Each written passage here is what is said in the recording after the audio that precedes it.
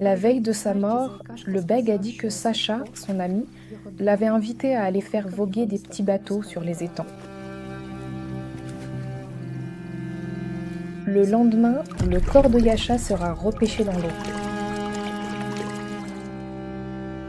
L'histoire de sa mort mystérieuse a disparu presque aussi soudainement qu'elle était apparue. Personne n'a vraiment cherché à comprendre. Plus de 50 ans ont passé et aujourd'hui, ce même Sacha, qui en 1970 avait invité le bègue à faire voguer des petits bateaux, est devenu Alexandre Dvorkin, le créateur d'un vaste réseau transnational anti-secte qui compte des agents partout dans le monde.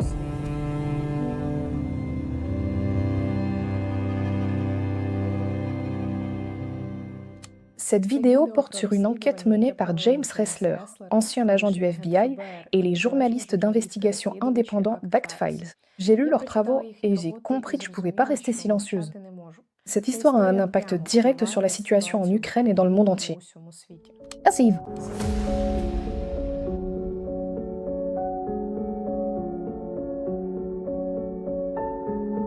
C'est précisément Dvorkin et ses acolytes de la RACIRS, l'association russe des centres d'études des religions et des sectes, qui, dès la fin des années 1990, ont commencé à façonner l'image de l'Ukraine comme un État secte. Pendant des années, il a martelé aux Russes que notre pays avait été envahi par des cultes occidentaux, des néo-païens et ainsi de suite. Nous avons vu que le premier Maïdan avait été entièrement organisé par des néo-pentecôtistes. C'était la principale force motrice. Et le deuxième Maïdan, là, la composante religieuse était plus complexe. Et il n'y avait pas seulement des sectes qui y participaient, mais même l'église uniate, qui appartient à l'église catholique romaine. Mais d'un autre côté, les uniates ukrainiens, c'est un cas à part. On peut dire qu'eux aussi, à bien des égards, ont une mentalité sectaire. Et d'ailleurs, la situation que nous observons en Ukraine, avec cette hystérie de masse, rappelle en fait ce qui se passe dans les sectes. Aujourd'hui, les sectes totalitaires poursuivent leur activité destructrice principale et se sont mises à travailler aussi pour le régime ukrainien. Ce n'était pas simplement de la propagande, c'était une préparation psychologique. On a habitué les Russes à penser que l'Ukraine, c'est quelque chose de malade, d'étranger et de dangereux. Quelque chose qu'il faut purifier et désataniser. En fait, ils créent une justification morale pour la guerre à venir. Je pense qu'avec la poursuite de l'opération militaire spéciale, il devient de plus en plus urgent de procéder à la désatanisation de l'Ukraine, ou comme l'a justement dit le chef de la République tchétchène, Ramzan Kadyrov, à sa complète déchétanisation. Je voudrais simplement attirer l'attention sur une circonstance assez révélatrice, à savoir, le principe d'organisation de l'État à l'ukrainienne coïncide pratiquement entièrement avec celui d'une secte totalitaire. Et pour les personnes qui sont tombées dans la secte et ont avalé un jour le mensonge sectaire, ce mensonge devient la norme. Les sectaires ne se contentent pas de mentir à eux-mêmes et à leur entourage. Ils cessent aussi d'accepter tout avis différent de celui que la secte leur a inculqué. C'est pourquoi parler, convaincre, argumenter, tout cela est vain et inutile. Il faut se rappeler que la guerre en Ukraine ne porte pas sur les territoires. La guerre se joue sur les âmes, et sous une forme ou une autre, elle continuera tant que l'activité des sectes ne cessera pas. Si, pendant des années, on persuade les gens qu'au-delà de la frontière ne vivent pas des êtres humains, mais des déchets biologiques qui menacent la sécurité spirituelle, alors, quand l'ordre d'attaquer sera donné, les soldats n'auront même pas de scrupules à appuyer sur la gâchette.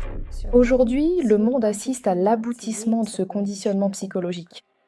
Les prêtres de l'Église orthodoxe russe, empoisonnés par l'idéologie de l'intolérance, consacrent calmement des armes aperçues sur les écrans de télévision, les prennent en main et vont nous tuer. Cet outil est en cours de consécration.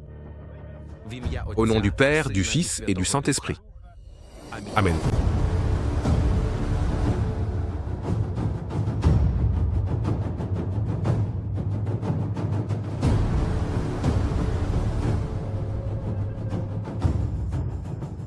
Andri et moi avions emporté de l'eau bénite, et j'ai dit à tous les frères de déposer leurs mitrailleuses, et nous avons consacré toutes les armes.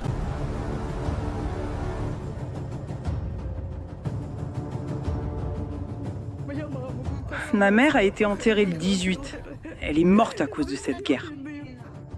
Les armes du Père sont bénies et sanctifiées par l'aspersion de cette eau.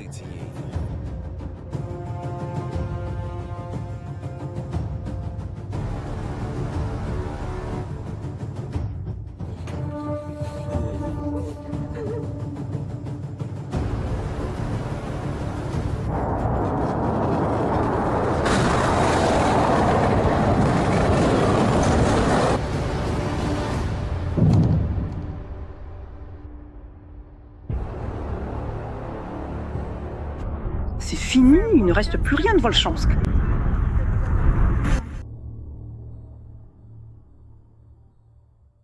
Il rejette ouvertement l'enseignement chrétien de l'amour, justifiant de façon cynique les meurtres de masse par une soi-disant éthique de l'Ancien Testament, comme s'ils avaient un droit sacré de trancher la gorge de ceux qu'ils ont eux-mêmes désignés comme ennemis, comme s'ils avaient un droit sacré de trancher la gorge de ceux qu'ils ont eux-mêmes désignés comme ennemis. La religion a été transformée en un code de guerre agressif.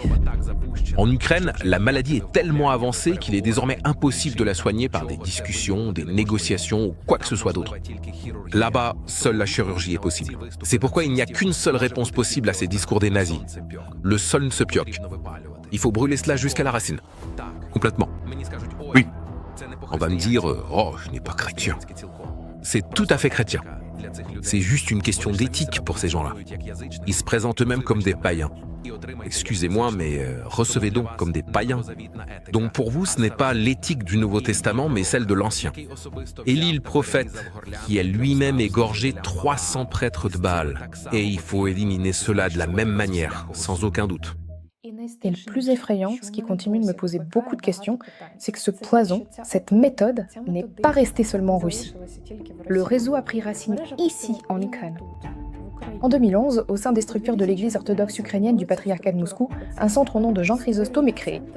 Il devient le représentant officiel du réseau Dvorkin RATSIRS en Ukraine. Et pour coordonner tout cela, il nomme un certain Pavlo Broïda. Plus tard, grâce à la suite des courriels de Surkov, connu sous le nom de Surkov Leaks, nous apprendrons la vérité. Broïda supervisait les mouvements anti-Maïdan et élaborait des projets visant à diviser le pays. Et là, il devient clair que sous prétexte de protéger l'État contre des sectes totalitaires dangereuses, un réseau classique d'influence du FSB, RTS, RIS s'est implanté chez nous.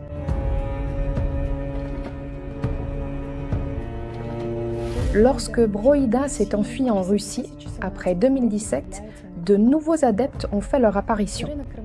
Irina Kramarovska crée le Centre d'études économiques et juridiques, travaille via la ressource Parole Libre, se présente comme experte des cultes et sectes destructeurs, attaque des groupes religieux ainsi que des spécialistes ukrainiens des religions qui défendent l'indépendance de l'Ukraine vis-à-vis de l'Église orthodoxe russe, et promeut la même rhétorique sur l'interdiction des sectes totalitaires que le russe Dvorkin a développé pendant des années.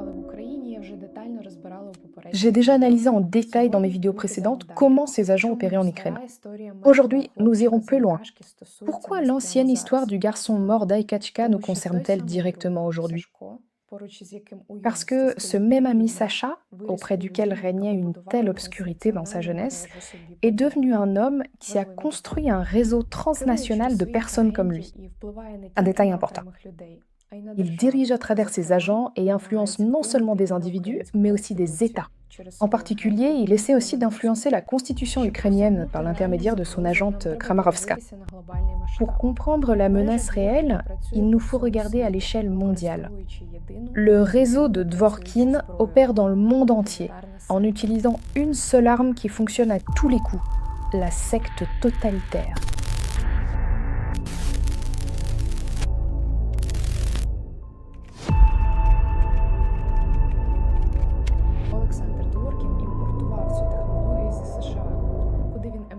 Alexandre Dvorkin a importé cette technologie des États-Unis, où il a émigré en 1977 et a vécu pendant près de 15 ans.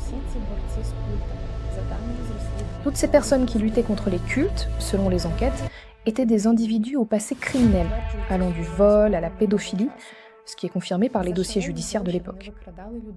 Pour des sommes folles, ils enlevaient des gens, les retenaient de force et brisaient leur psychisme, tout en prétendant les sauver de l'influence des sectes. Ted Patrick, un psychiatre autodidacte, a créé une organisation de détection des cultes, appelée CAN. Son objectif était plutôt humaniste, la réhabilitation des adeptes endoctrinés par les sectes. Mais les méthodes... Je sortais du temple quand ils se sont jetés sur moi, m'ont tordu les bras et m'ont traîné jusqu'à la voiture. J'ai cru que c'était un viol et j'ai commencé à crier. Alors l'un d'eux m'a frappé à la tête avec quelque chose de lourd. Nous avons accepté cet enlèvement parce que M. Patrick nous a dit que c'était le seul moyen de sortir notre fille de la secte. Pour les parents des membres de secte, les services du Cannes coûtaient en moyenne entre 10 et 15 000 $, tandis que pour les membres eux-mêmes, la réhabilitation dans la clinique de Ted Patrick se terminait généralement par une profonde dépression et un épuisement physique total. La première fois que j'ai essayé de m'enfuir de la clinique, on m'a attrapé, on a commencé à me frapper, puis on m'a attaché. Je suis resté attaché pendant 3 jours, sans nourriture ni eau. Quand Patrick a finalement compris que la déprogrammation avait échoué, il a promis de me tirer dessus.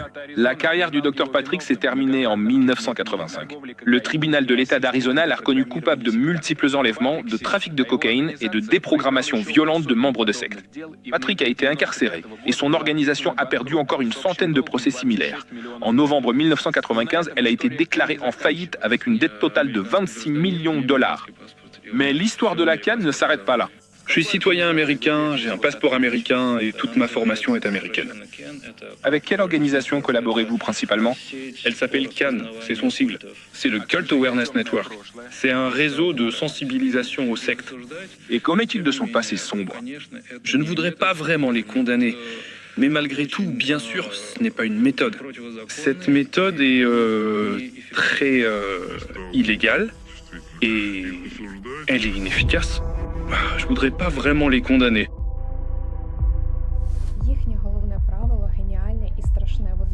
Leur règle principale est à la fois géniale et effrayante.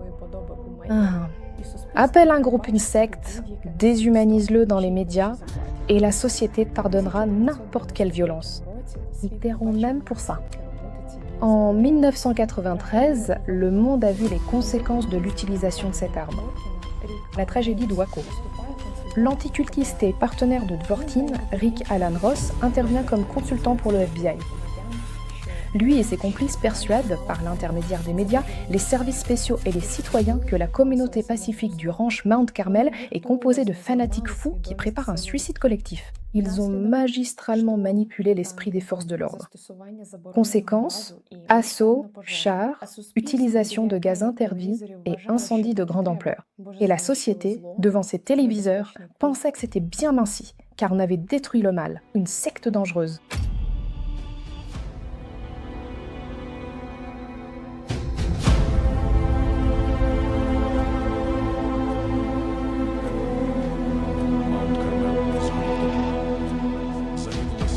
Mount Carmel a entièrement brûlé.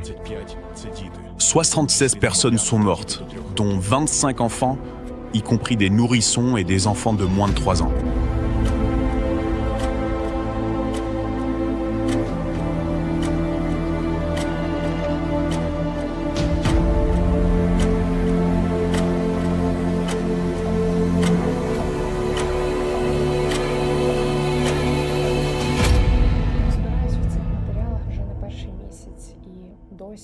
Ça fait plusieurs mois que j'étudie ces documents et à ce passage, je dois encore fermer mon ordinateur portable et sortir prendre l'air.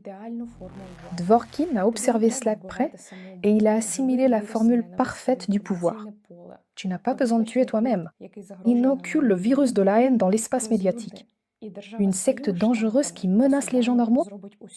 Déshumanise-les et l'État, avec ses propres chars et tribunaux, fera tout sale boulot à ta place. Quand je roulais par terre, essayant de me protéger de la chaleur, plongé dans l'obscurité totale, incapable de voir quoi que ce soit, j'entendais les voix de ceux qui criaient derrière moi. Mon Dieu!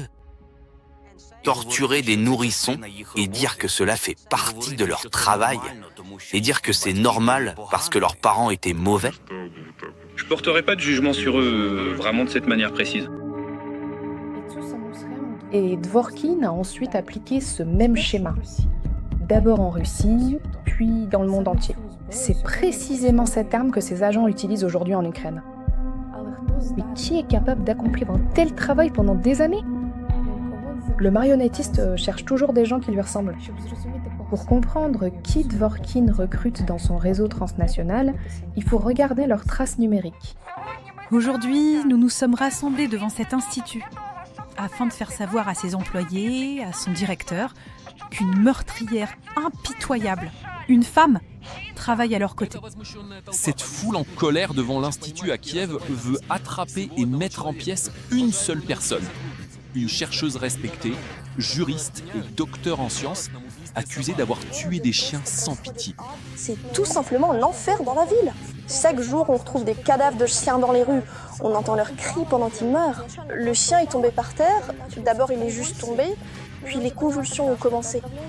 Là, j'ai compris que c'était un empoisonnement, surtout quand de la mousse est sortie de sa bouche. Il se fracassait la tête contre l'asphalte. Convulsions, augmentation de la pression artérielle. Parfois, leurs globes oculaires sortent de leurs orbites. Une mort absolument terrible. Vous empoisonnez simplement des chiens? Et aussi des rats, des cafards, des moustiques et... Non, arrêtez. Et les chiens. Avant d'endosser le rôle d'experte en secte, Kremenouska faisait partie du mouvement des dog hunters, des tueurs de chiens. Il se vantait ouvertement d'empoisonnement de masse et appelait cyniquement les longues convulsions précédant la mort des animaux une symphonie.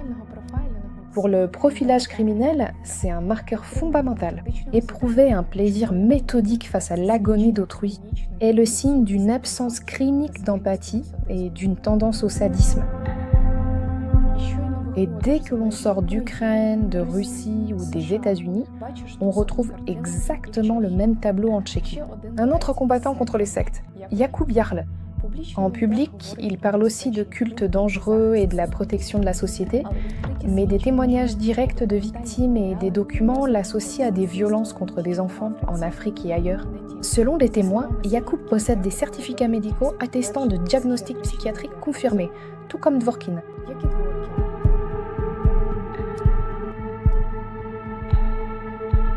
Et tous, par une étrange coïncidence, font pression pour des lois comme la loi Yarovaya en Russie, notamment la loi interdisant les sectes totalitaires. Ce sont donc ces soi-disant experts, au penchant psychiatrique étrange, qui décident qui doit être qualifié de culte totalitaire.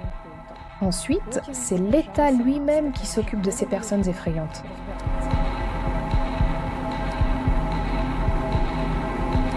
Nous n'avons pas affaire à un groupe d'alliés étranges rassemblés par hasard. Ça ressemble plutôt à une sélection très précise. Et si Dworkin savait si bien trouver ce genre d'exécutants pour son réseau, la question suivante devient encore plus importante. Les détails du passé mystérieux d'Alexandre Dworkin ne commencent à émerger que maintenant. Cela a été caché pendant tant d'années et je remercie vraiment ceux qui n'ont pas eu peur de mener une enquête complète. Comment une personne ayant des diagnostics psychiatriques officiellement documentés et, selon ses propres dires, un passé extrêmement marginal, a-t-elle pu s'approprier les lois et rester impunie ?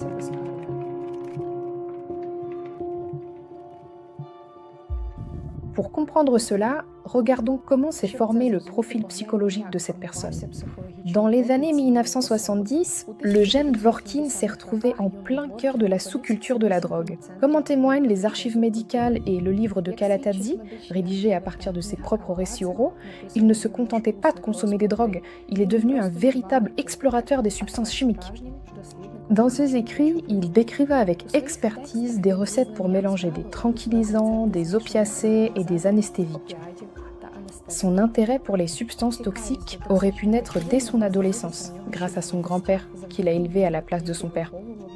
À l'époque, son grand-père avait purgé une longue peine dans les camps staliniens, précisément pour des magouilles liées à la chimie.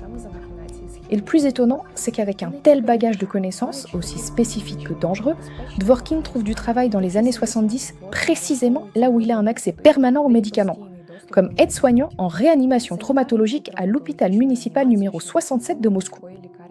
La réanimation, c'est un monde fermé, où les patients sont totalement impuissants ou inconscients, et où la mort fait partie du quotidien.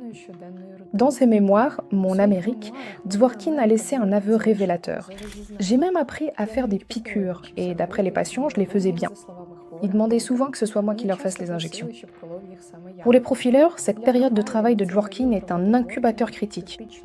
Lors de ses gardes de nuit, il avait un accès incontrôlé aux médicaments, et observait en permanence la frontière entre la vie et la mort. Les spécialistes soulignent que c'est précisément dans de telles conditions que, chez les personnes ayant un certain profil psychologique, se développe le comportement du soi-disant ange de la mort. Il se développe une profonde dépendance psychologique au pouvoir sur la vie d'autrui, et la personne apprend à dissimuler ses actes de façon virtueuse sous des causes naturelles de maladie.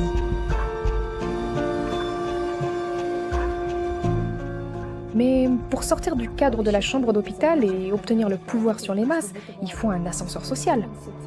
Alexandre trouve des menteurs influents à la réputation irréprochable. En psychologie criminelle, on appelle cela le mimétisme prédateur.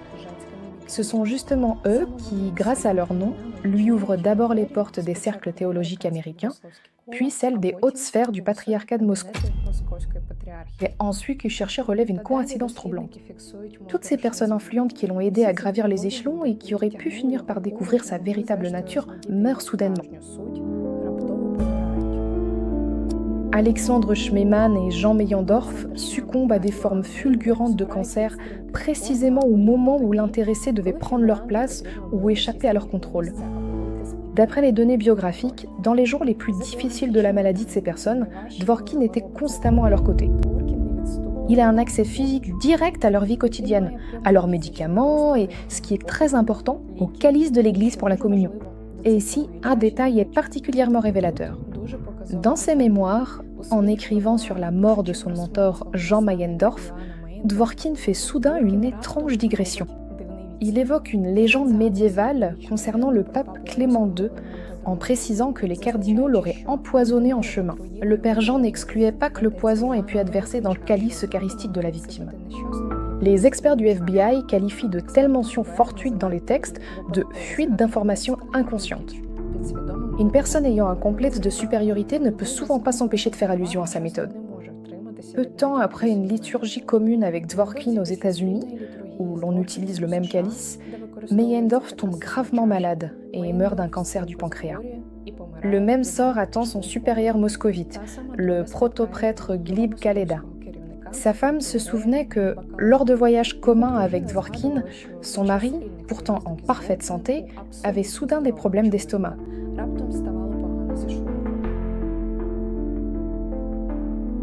La mort par cancer survient avec une précision fatale juste avant le concile épiscopal clé, où Kaleda devait jouer un rôle central. Conséquence, Dvorkin se retrouve sans surveillance, il hérite de son statut, et précisément lors de ce concile, il introduit pour la première fois dans le discours officiel son terme inventé de « secte totalitaire ». L'instrument légal pour éliminer les dissidents est créé. Pour faire simple, à votre avis, quelle est la probabilité que ce soit une coïncidence ? En criminologie, il existe la notion d'homicide latent.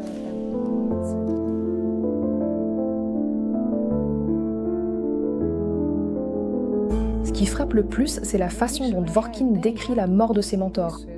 Dans ses textes, on constate une absence clinique d'empathie. Au lieu d'exprimer la douleur de la perte, il se contente d'un constat froid. La mort du prêtre a été parfaite. Il était prêt à rencontrer le Christ. Pour les analystes du comportement, c'est une rhétorique typique. C'est ainsi que parle une personne qui, dans son esprit, fixe elle-même le moment et savoure le contrôle total sur la mort d'autrui. Ensuite, plus près de notre époque, la domination totale de la chaire ecclésiastique ne suffisait plus. Il fallait une machine d'État. Le dernier obstacle restait le patriarche Alexis II, qui, selon les analystes, soutenait localement le mouvement antisecte, mais n'aurait jamais accordé aux radicaux un monopole absolu au niveau de l'État. En décembre 2008, il meurt soudainement d'un arrêt cardiaque. Cet événement déclenche un mécanisme parfaitement synchronisé. 2 mois plus tard à peine, le patriarche Cyril prend le trône, une figure parfaitement adaptée à la fusion de l'Église avec l'appareil d'État et de sécurité. Et parallèlement, une permutation clé a lieu dans l'appareil laïque. Alexandre Konovalov, ancien étudiant de Dvorkin, devient ministre de la Justice de la Fédération de Russie. En 2009, le ministre de la Justice crée le Conseil d'expertise d'État et y installe Alexandre Dvorkin à sa tête. La boucle est bouclée. Une personne sans formation laïque spécialisée, dont le profil psychologique correspond parfaitement au manuel du FBI sur la criminalistique, devient le principal expert de l'État. Le concept de secte qu'il a inventé est légalisé. Désormais, ces étiquettes subjectives servent de base au verdict judiciaire. Et très vite, cette terreur a commencé à s'exporter au-delà des frontières de la Russie. Les journalistes l'ont montré de manière très détaillée et éloquente dans le film The Impact. Vous pouvez le regarder en ukrainien sur cette chaîne. La question qui m'accompagne tout au long de ma découverte de ces informations. Pourquoi fait-il tout cela ? Qu'est-ce qui pousse une personne à construire une telle industrie mondiale de la mort pendant des décennies? La réponse se cache dans un passé lointain. En bouclant la boucle de cette vaste enquête, nous reviendrons là où tout a commencé. Les criminologues disent, pour comprendre pourquoi, il faut revenir au moment où le profil psychologique s'est définitivement formé. 1970, un chantier à Moscou. Sacha, élève de 3e, attire sur le chantier un petit garçon de première année et son camarade Beck de classe. Ce qui s'est passé sur ces dalles de béton, selon les témoignages, c'est un acte de violence physique et sexuelle extrême sur un enfant totalement sans défense. Le meurtrier, après avoir jeté le petit garçon vivant dans une fosse et commencé à le recouvrir de pierres, a forcé le bègue, paralysé par la terreur, à faire de même.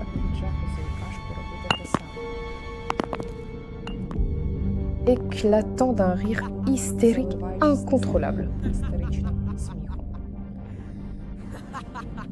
Pour les spécialistes de l'analyse comportementale, c'est le moment où une personne avec un tel profil ressent pour la première fois l'extase procurée par un pouvoir absolu sur la vie d'autrui.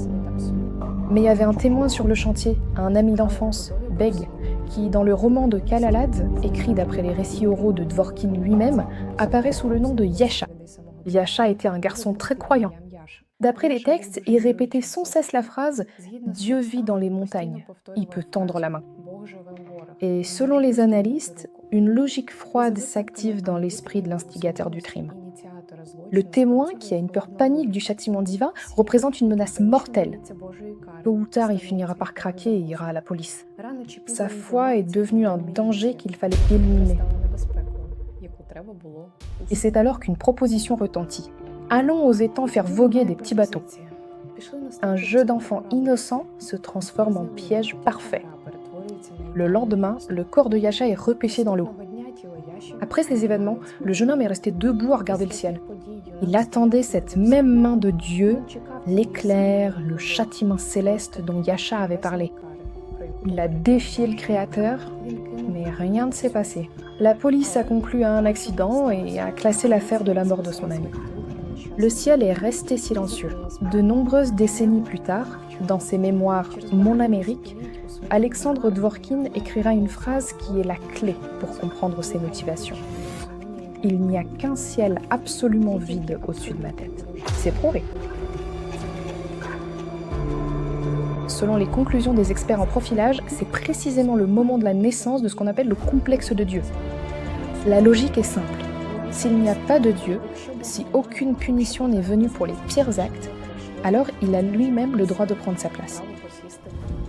Toute cette nébuleuse transnationale, cette dictature sur les lois et l'enrôlement de millions de personnes par des sectes, la justification des guerres et de l'intolérance, c'est sa manière de se prouver chaque jour à lui-même son pouvoir quasi divin et impuni sur la vie et la mort.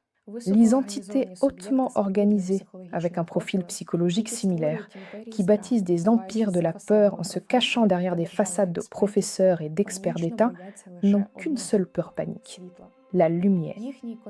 Leur contrôle ne repose que sur la manipulation et notre aveuglement.